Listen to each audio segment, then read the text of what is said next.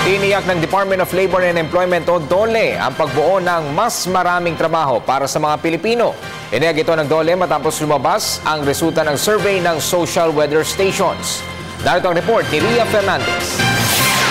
Tiniyak ng Department of Labor and Employment na ginagawa nito ang lahat ng makakaya para matugunan ang kakulangan sa trabaho sa bansa.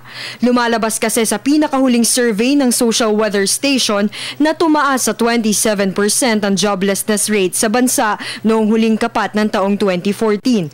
Taliwas ito sa resulta ng Labor Force Survey ng Philippine Statistics Authority na bumaba ang unemployment rate noong October 2014. Pero nilinaw ni DOLE spokesperson Nicon Famironag na hindi maaaring pagkumparahin ang dalawang survey dahil sa magkaibang konsepto ang joblessness at unemployment.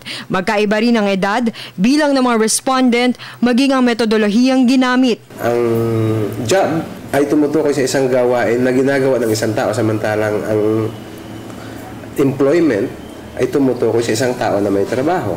So, yung konsepto magkakaiba.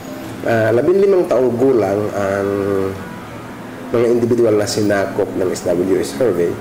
Sa labor force survey ay 18 pataas. So talagang magkakaiba talaga ang resulta. Yung population ng survey, yung population size, 51,000 households ang sa labor force. Ang sa SWS naman ay 1,800.